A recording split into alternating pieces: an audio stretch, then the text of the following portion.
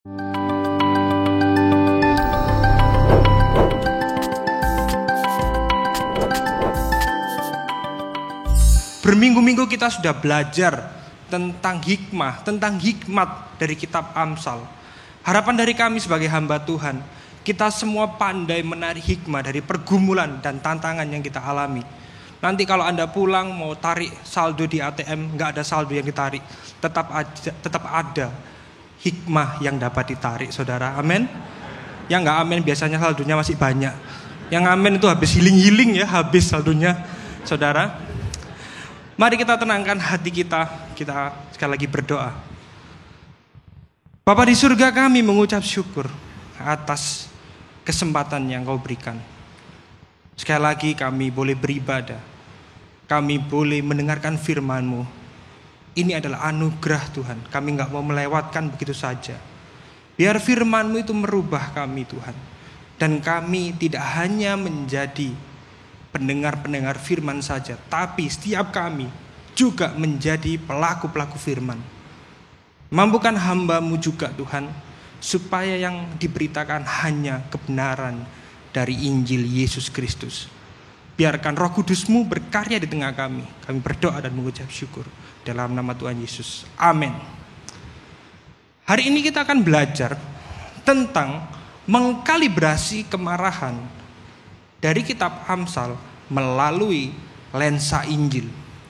Tapi izinkan saya untuk menceritakan pengalaman yang saya alami, karena saya percaya ini dapat menjadi evaluasi bagi kita semua dalam menanggapi kemarahan. Bahkan melalui kegagalan yang saya alami, ini juga akan menjadi pelajaran buat kita semua. Amin. Pada suatu pagi, ketika saya hendak pergi ke office, by the way, office saya Gibeon Church ya saudara. Saya ingat sekali pagi itu adalah hari Selasa. Karena bagi saya, bagi kami hamba Tuhan di tempat ini, hari Selasa adalah hari yang tidak kalah sakral dengan hari Minggu. Senin adalah hari Sabat kami saudara. Jadi sakral itu hari meeting sepanjang hari. Sebelum saya berangkat, istri saya keluar ke halaman rumah di mana kami tinggal. Dia menghampiri saya, itu tanamanmu kok mulai berantakan ya? Kok daunnya, tangkainya sudah nggak karuan, melalang lintang, menjuntai kemana-mana. Saya ini hobi tanaman, hobi saya itu cukup murah meriah, tapi saya itu suka dengan melihat pertumbuhan dari tanaman. Jadi istri saya komplain, itu nggak karu-karuan. Kenapa kok nggak kamu rapikan? Terus terang saya bilang, masih sibuk aku Beb, tunggu ya. Aku banyak kerjaan, banyak tanggung jawab yang aku harus selesaikan. Ya tapi itu nggak karu-karuan. Singkat cerita, kemudian dia menawarkan bantuan. Ya udah, aku rapiin ya. Terus terang dengan spontan, saya menjawab, ya udah, lumayan ada yang bantuin. Saya masuk ke dalam rumah. Kok feeling saya tiba-tiba nggak enak ya? Waduh, apa terjadi sesuatu yang terjadi dalam tanaman saya? Tak berlama-lama saya keluar ke halaman rumah. Ternyata betul saudara. Yang dia potong, yang dia rapikan, itu bukan bagian tangkainya, tapi yang dia potong adalah batang utama. Waduh, potol kabeh gak karu-karuan. Kalau tanaman itu dipotong bagian utamanya, pasti tidak lama kemudian akan mati. Padahal saya sudah menunggunya berbulan-bulan. Mungkin bulan ini waktunya berbunga, tapi tidak berbunga dan sudah mati dan layu. Saya melihat tanaman saya seperti itu. Waduh, diubun-ubun sampai gemeter saya. Waduh, kok bisa? Aku ini mau meeting pastoral, mau meeting staff, ngomongnya holy-holy. Waduh, hancur semua tanamanku. Saya berusaha meredam amarah, tapi saya gagal. Saya marah bukan main. Saya berusaha tenang. Saya nggak kuat, amarah saya begitu meledak-ledak. Sampai pada satu titik saya ngomong sesuatu yang tidak semestinya. Saya ngomong lagi sampai gemeter karena saya mengingat kemarahan itu saudara. Tapi saya sudah melakukan pemberesan kok, tenang aja ya. saya tadi udah bilang bahwa saya sendiri terberkati dengan firman yang saya bagikan. Saya ngomong sesuatu yang gak pantas sebagai suami. Pikiranmu itu loh gak dipakai. Kalau gak bisa, gak usah sok-sokan. Kamu itu gak merhatikan aku, cara motongnya gimana. Waduh, saya menasihati istri saya seperti menteri pertanian, saudara. Sudah kayak paling jago. Waduh, saya ngomel-ngomel sepanjang jam itu. Waduh, saya gak kuat. Saya tinggalkan istri di rumah. Saya pergi ke kantor. Di mobil pun saya gak kuat. Aduh, kok bisa saya gak habis pikir. Aku gak habis pikir. Kok bisa dipotong gitu loh. Aku udah nunggu berbulan-bulan. Kok bisa kayak gitu. Sampai pada akhirnya saya pulang ke rumah, melihat di halaman, botol, aduh, marah lagi, nggak kuat, saya nggak kuat. Tapi istri saya kembali meminta maaf. Sorry, aku salah, aku nggak ngerti. Wes, gak usah sorry. Ini loh konsekuensinya. Saya marah dan itu berlangsung hingga berhari-hari, kurang lebih 3-4 hari. Saya gagal di dalam mengampuni dan meredam amarah. Saya gagal sebagai seorang suami, sebagai hamba Tuhan di dalam mengampuni istri saya. Kenapa saya menceritakan ini semua, saudara? Bukan bangga-banggaan, tapi justru melalui kegagalan saya, kita semua dapat belajar. Amin. Saudara yang terkasih dalam Kristus, kita semua juga tidak pernah luput dengan namanya kemarahan. Entah itu dalam intensitas yang ringan maupun dalam intensitas yang begitu besar, yang meledak-ledak. Dan kalau boleh jujur, kita nggak pernah bisa luput dari amarah itu, bahkan dengan orang yang terdekat sekalipun, saudara. Kita nggak pernah luput dari hal itu. Tapi hari ini kita akan belajar. Lalu bagaimana kita melihat perspektif marah menurut kebenaran Injil? Apakah marah itu dosa? Kapan marah itu menjadi sebuah dosa? Jika memang dosa, mengapa kok Yesus juga pernah marah di bait Allah? Mengapa kita hari ini perlu membahasnya dari sudut pandang Injil? Karena kita tahu bahwa setiap manusia, setiap orang tentunya memiliki berbagai jawaban akan hal ini. Mereka punya berbagai versi tentang kemarahan. Kita perlu melihatnya dari sudut pandang Injil. Karena Injil adalah kebenaran yang mutlak dan absolut. Amin. Kita akan baca sama-sama sebagai pembuka. Kita baca Roma 1 ayat 16 yang bagian A. Oke, 1, 2, 3. Sebab aku mempunyai keyakinan yang kokoh dalam Injil adalah kekuatan Allah yang menyelamatkan setiap orang percaya. Amin.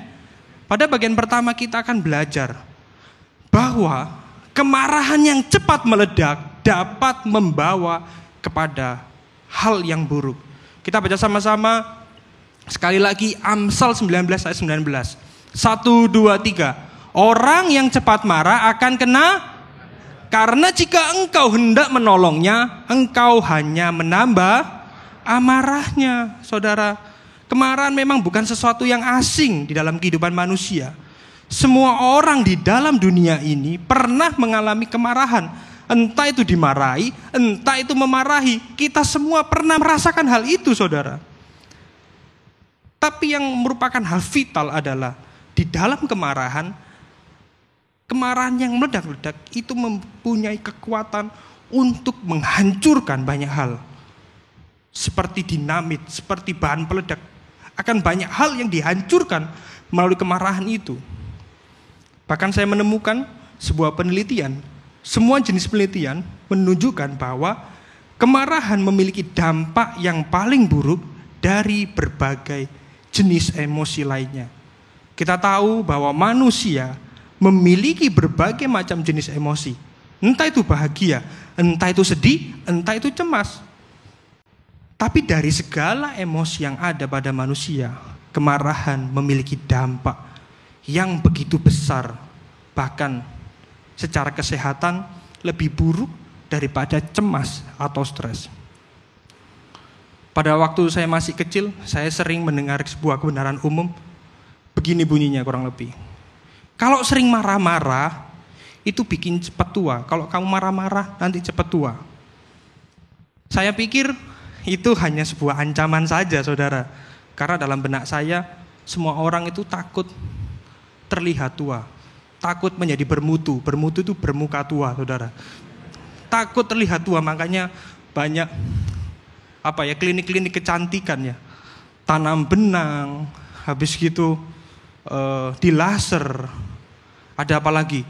Botox, ada pepes, itu makanan, rujuk-rujuk gitu. Jadi kemarahan itu memiliki dampak yang negatif ternyata. Saya pikir itu hanya sebuah ancaman saja. Kemarahan itu tidak hanya menghancurkan tubuh, tetapi kemarahan juga menghancurkan komunitas dan membuat kita hilang dalam membuat pilihan-pilihan yang bijaksana.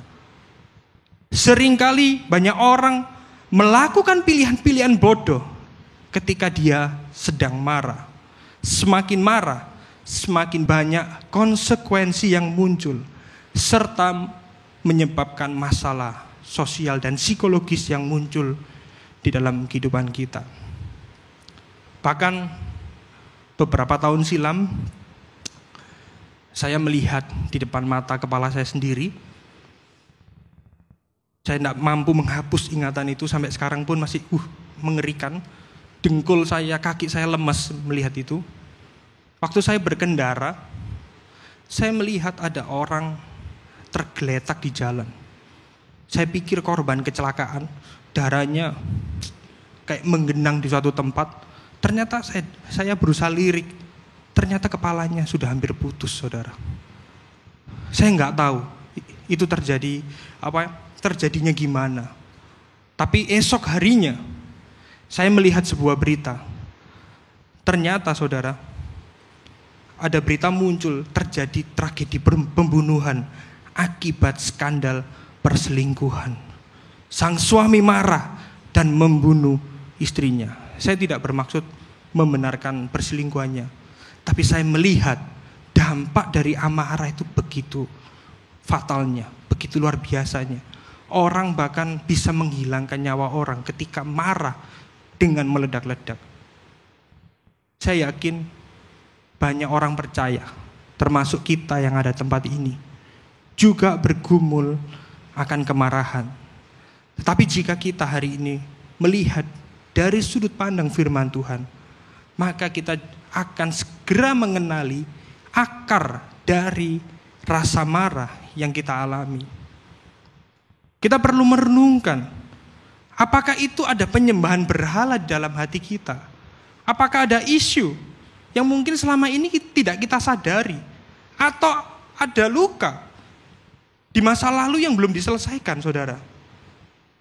Tapi saya mau katakan, apapun berhala, isu, atau luka yang di dalam hati kita yang ada, itu akan membawa dampak buruk bagi diri kita dan orang-orang sekitar kita. Oleh karena itu, saya suka dengan ungkapan Santo Agustin. Dia mengatakan seperti ini: masalah kita adalah kasih yang kacau atau kasih yang salah arah. Kasih yang kacau menghasilkan kemarahan yang kacau atau salah arah, saudara. Oleh karena itu kita perlu melakukan self-talk. Kita perlu menganalisa hati kita. Apa penyebab dari kemarahan kita? Mengapa kita marah ketika kita dihina atau dipandang sebelah mata, daripada marah ketika kita melihat ketidakadilan sosial? Kalau kita melihat ketidakadilan sosial, paling kok bisa kayak gitu ya, kasihan ya. Gak habis pikir aku dengan hukum di Indonesia, misalnya seperti itu. Paling cuma gitu. Tapi jika itu sudah menyangkut harga diri Anda, waduh, kurang ajar, kok bisa dia ngomongin aku seperti itu. Siapa dia? Waduh, pasti kita berapi-api. Kita sakit hati. Kita merasa dihina. Kemudian dalam proporsinya, kita perlu mencari tahu mengapa kita sering kesal dengan hal-hal yang kecil, yang terkadang juga terlihat sepele, saudara. Saya juga sering melihat konflik di dalam rumah tangga. Masalahnya cuma sepele. Ada yang mencat odol di tengah, ada yang mencat odol di bawah. Itu jadi konflik yang luar biasa, saudara. Ada yang seperti itu? Ya, enggak ada. Puji Tuhan. Yang paling penting kita juga mengakui aja. Kita akui kemarahan dan kerentanan kita. Dengan tidak mengakuinya, maka kita akan terus dikendalikan oleh amarah itu, saudara. Kadang kita itu ngempet ya bahasa Jawanya, menahan. Gak marah. Aku gak mau marah. Tambah marah, saudara. Tambah meledak-ledak. Kita perlu akui aja. Iya, aku lagi marah. Kita perlu menganalisa apa yang selama ini mengusik hati kita. Biasanya itu harga diri atau ego, saudara. Oleh karena itu, kita diingatkan oleh Rasul Paulus dalam suratnya di Efesus. Dia menulis kepada jemaat di Efesus, saya juga percaya ini juga berlaku bagi kita, orang percaya yang ada dalam masa kini. Kita baca sama-sama ya, saudara. Oke, 1, 2, 3. Segala kepahitan, kegeraman, kemarahan, pertikaian dan fitnah hendaklah dibuang dari antara. Demikian pula segala, ayat 32, tetapi hendaklah kamu ramah, penuh kasih mesra dan saling mengampuni, sebagaimana di dalam Kristus telah mengampuni kamu, saudara. Amin. Seringkali sebagai orang percaya kita lupa bahwa diri kita juga adalah orang-orang yang juga bersalah kepada Allah. Kita menganggap bahwa diri kita lebih baik daripada orang. Kita menganggap bahwa diri kita lebih berkenan, lebih suci, lebih layak. Tapi itu seringkali yang membawa kita kepada penjara legalistik. Kita menjadi angkuh secara spiritual, sehingga secara tidak sadar membuat kita gagal dan sulit mengampuni orang lain. Dan fakta unik menurut pengamatan pribadi saya, justru kita lebih sulit meredam amarah kepada orang-orang yang terdekat kita ya. Kita lebih sulit mengampuni kepada saudara seiman kita. Tapi kabar baiknya, ketika kita gagal, justru Allah sudah mengampuni kita terlebih dahulu. Dengan kekuatan kita tentunya kita akan gagal. Oleh karena itu, kita perlu memohon pada Roh Kudus untuk selalu menolong. Pada umumnya, dunia mengajari self-control. Ya, menurut saya itu bagus. Tapi Injil lebih dari itu, saudara. Injil mengajarkan kamu tidak mampu, kamu tidak layak, kamu gagal. Oleh karena itu kamu butuh anugerahnya yang selalu menopang, memampukan kamu. Dan mengingatkan bahwa kamu sudah diampuni. Kamu itu mengalami kerusakan total, kamu tidak bisa menyelamatkan dirimu sendiri. Masa depanmu itu binasa tanpa Kristus. Kita perlu sadar bahwa diri kita sudah diampuni terlebih dahulu. Maka dari itu, kalau hari ini kita bisa mengampuni, karena Kristus sudah mengampuni kita terlebih dahulu. Amin. Berikan kemuliaan bagi Tuhan kita. Kita akan masuk dalam poin yang kedua. Kemarahan yang lambat dapat membawa pada hal yang baik. Sama-sama sekali lagi kita baca sama-sama dari Amsal 16 ayat 32. Oke saudara, 1, 2, 3. Orang yang sabar melebihi seorang pahlawan. Orang yang menguasai dirinya melebihi orang yang merebut kota. Di sini sabar sebenarnya kurang tepat. Saya mencari beberapa bahasa yang mendekatinya. Bahasa aslinya itu harusnya itu slow to anger, lambat untuk marah. Katakan sama-sama, lambat untuk marah. Belum semua. 1, 2, 3. Lambat. Tepuk kanan kirimu. Lambat untuk marah. Lambat untuk marah. Jadi kita perlu lambat untuk marah. Melalui ayat di atas, kita lihat Raja Salomo menuliskan dia itu raja yang paling berhikmat di dalam sejarah bangsa Israel. Dia mengatakan bahwa keunggulan manusia itu bukan terletak pada kekuatan fisiknya. Orang yang mampu menguasai diri, justru dia adalah orang yang kuat. Sehingga dia bertindak pada waktu yang tepat.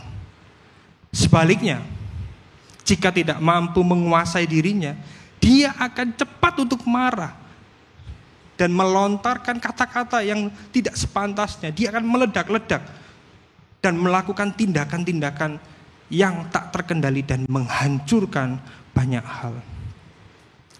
Dengan seperti ini, terus terang saya pribadi berpikir, ya lebih baik marah itu dihilangkan aja lah.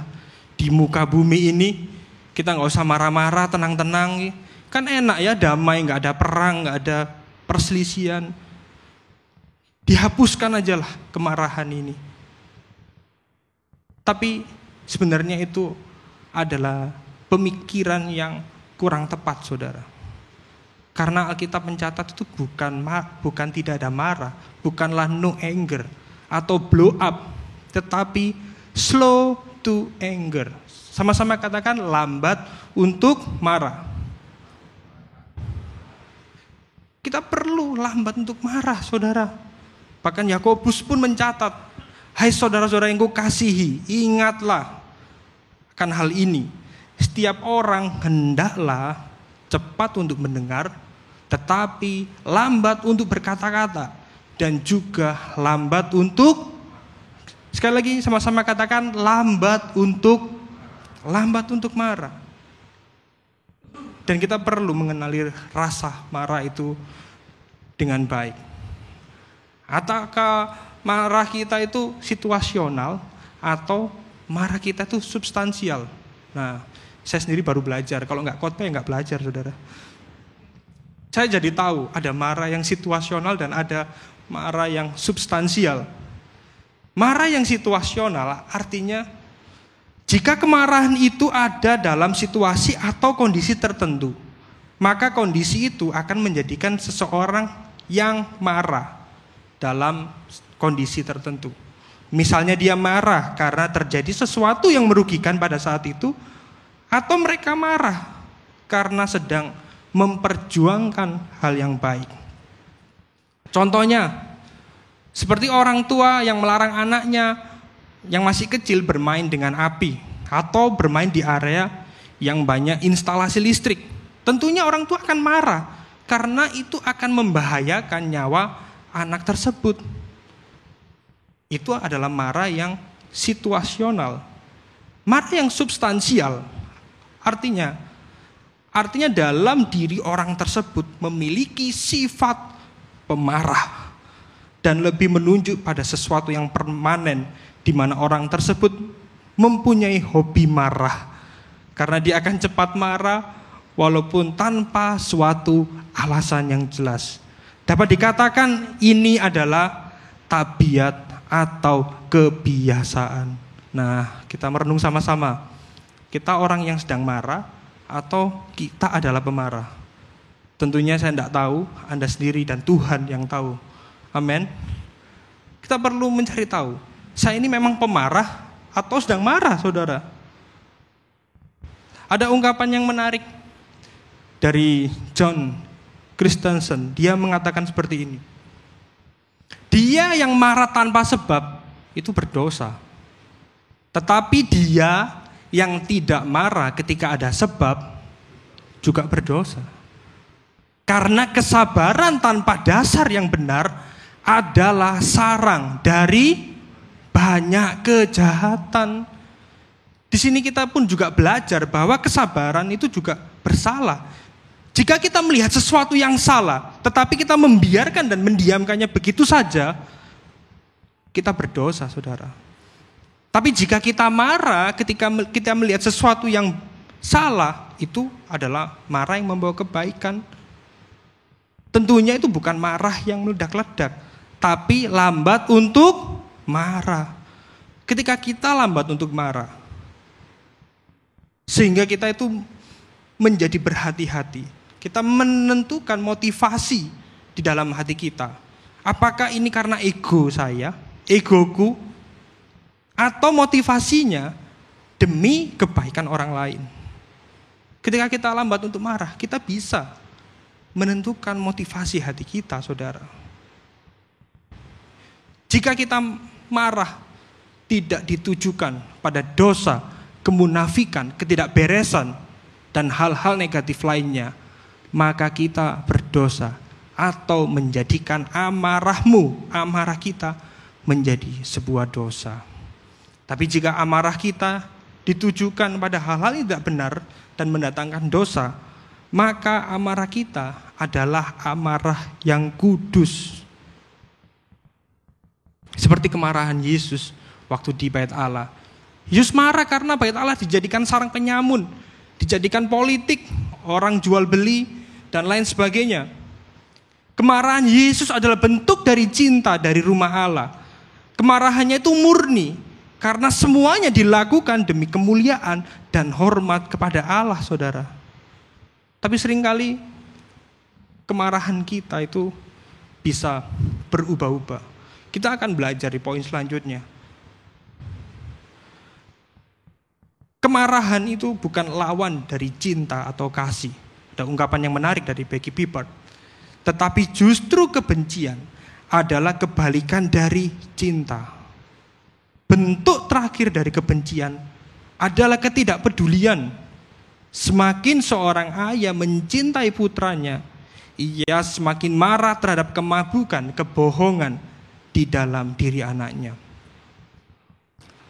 Saya percaya justru kasih yang sempurna itu juga akan marah. Kalau tidak marah, justru ada sebuah keanehan. Kalau kita mengasihi sesuatu, kita melihat orang yang kita kasihi melakukan dosa, tentunya kita akan marah, tapi marah yang penuh kasih, saudara. Surat Paulus di Efesus kembali mengingatkan, apabila kamu menjadi marah, janganlah kamu berbuat dosa. Janganlah matahari terbenam sebelum padam amarahmu, dan janganlah beri kesempatan kepada iblis. Ini bukan perintah untuk menghindari amarah, saudara, tapi untuk menghadapi amarah di waktu yang benar dan di waktu yang tepat. Kemarahan yang penuh kasih, berusaha melawan sesuatu yang salah dan yang jahat. Dan tujuannya, sekali lagi, untuk mendatangkan kebaikan. Amin. Dan poin yang ketiga adalah kita belajar bahwa Yesus Kristus menebus kita dari kesia-siaan, kemarahan. Kita baca sama-sama yuk, 1 Petrus 1 ayat 18, 1, 2, 3. Sebab kamu tahu bahwa kamu telah ditebus dari cara hidupmu yang kamu warisi dari nenek moyangmu itu, bukan dengan barang yang fana, bukan pula dengan emas dan perak. Pada poin yang pertama dan yang kedua kita sudah belajar bahwa kemarahan dapat membawa pada hal yang buruk. Dan poin yang kedua kita juga belajar bahwa kemarahan yang lambat dapat membawa pada hal yang baik. Tapi jika khotbah ini hanya berhenti pada 2 poin di atas, maka tak lebih khotbah ini hanyalah ajaran moralistik, saudara. Ajaran agamawi, di mana kita mengerti kebenaran, di mana kita mengerti harus bertindak yang benar, tapi kita akan terus gagal di dalam mengaplikasikan kebenaran yang telah kita pahami. Karena seringkali hati kita memiliki kecenderungan yang salah dan keliru, maka orientasi kita pun juga sering salah dan keliru. Lalu bagaimana mengatasi ini semua? Seringkali sebagai orang Kristen, kita juga jatuh ke dalam 2 tension ini. Tanpa kacamata Injil, kemarahan manusia selalu rentan pada kedua ekstrem ini. Ekstrim yang liberalis, antinomian, dan ekstrim yang legalis, yang agamawi. Seringkali ekstrim yang liberalis anti dengan teguran, padahal sifatnya membangun. Tidak mau berubah dengan dalih Tuhan sudah menerima kita apa adanya. Seringkali orang gak mau berubah, ngapain aku berubah? Tuhan sudah menerima saya apa adanya. Mungkin Anda yang merasa sabar, jangan bangga dulu. Jangan-jangan Anda sabar, Anda juga memendam amarah. Atau Anda membiarkan sesuatu yang salah. Itu adalah berhala penerimaan. Anda gak mau dicap sebagai orang yang marah-marah. Sama, Anda jatuh ke dalam ekstrim yang liberal. Ekstrim legalistik seringkali menggunakan dalih teguran yang membangun. Padahal mereka memiliki motivasi yang tersembunyi untuk kepentingan diri sendiri. Seringkali dengan dalih kemarahan yang kudus, padahal memiliki sebuah kepentingan yang lain, saudara. Lalu bagaimana sebagai orang percaya kita melihat sebuah tension ini? Bagaimana solusi dari tension ini, saudara? Karena kita semua pasti akan gagal. Kita pasti akan jatuh ke dalam salah satu ekstrim. Kita bisa menjadi liberal. Di satu sisi kita juga akan menjadi agamawi dan legalistik. Kita semua harus bertanggung jawab dengan apa yang kita lakukan. Dengan setiap kemarahan kita yang tidak kudus. Karena yang benar-benar berhak marah akan menghakimi kita semua. Menghakimi semua kemarahan kita yang tidak kudus. Dan menjatuhkan hukuman atas dosa-dosa kita. Bagaimana kita menemukan jalan keluar akan hal ini? Ternyata Amsal 11 ayat 4 memberikan sebuah hint di sini, saudara. Kita baca sama-sama yuk, saudara. 1, 2, 3. Pada hari kemurkaan, harta tidak berguna. Tetapi kebenaran melepaskan orang dari maut. Ini adalah sebuah hint. Pada hari kemurkaan, kita tidak bisa apa-apa. Apa yang kita miliki, ego kita, harta kita, nggak ada gunanya. Kita semua akan dihakimi. Dan kita tidak ada yang bisa lepas dari murka itu. Ternyata jawabannya ada di bagian selanjutnya.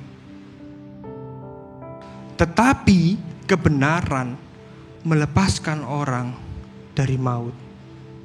Siapa kebenaran itu, saudara? Siapa dia yang benar? Apakah dari kita di tempat ini ada yang mengklaim bahwa dirinya paling benar? Saya kira saya pun gak berani.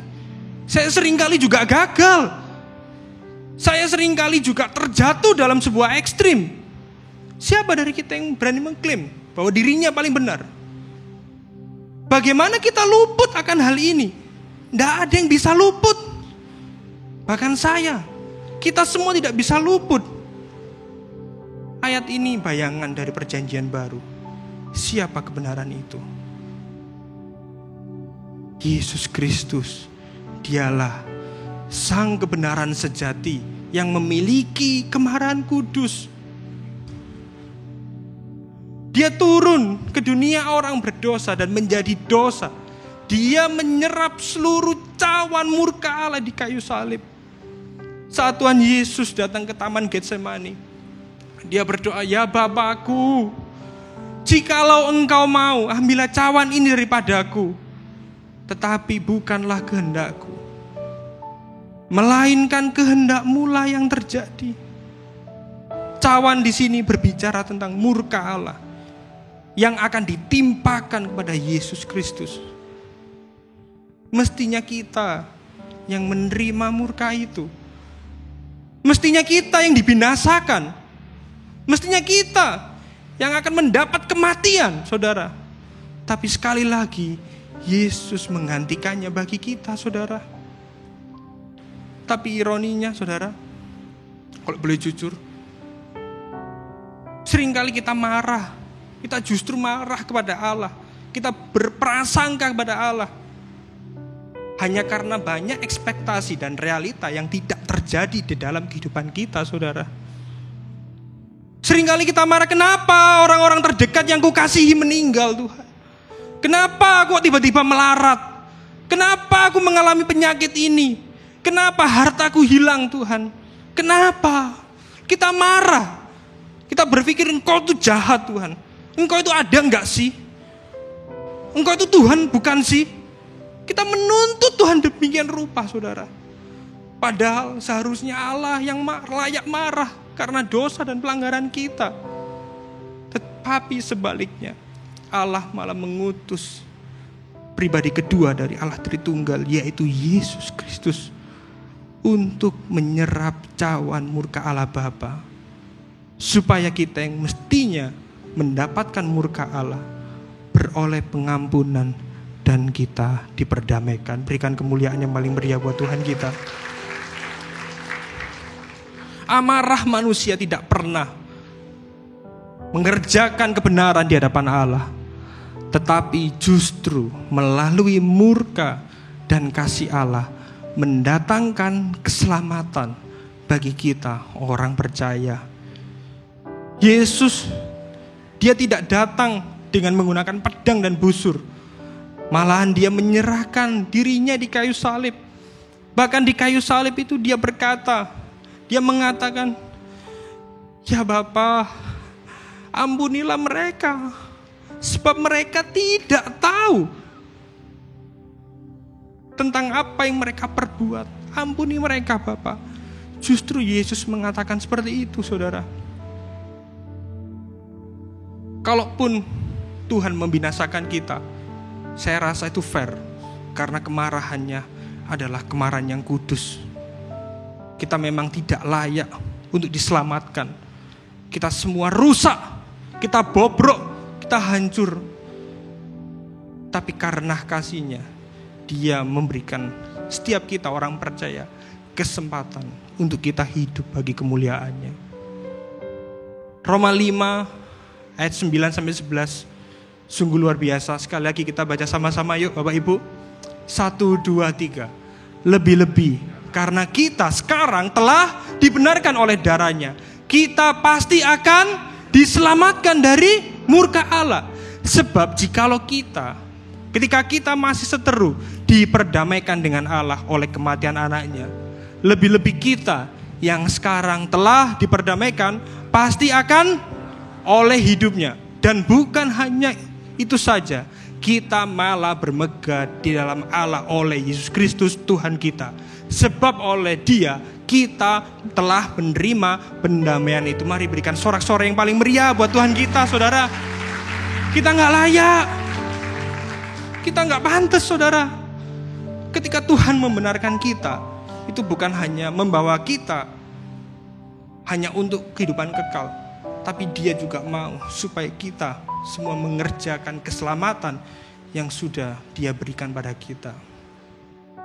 Karena Kristus telah menebus kita dari kesia-siaan amarah yang tidak kudus, maka kita, karena Injil, kita bisa marah karena melihat dosa, tetapi di waktu yang sama kita juga bisa berbelas kasihan.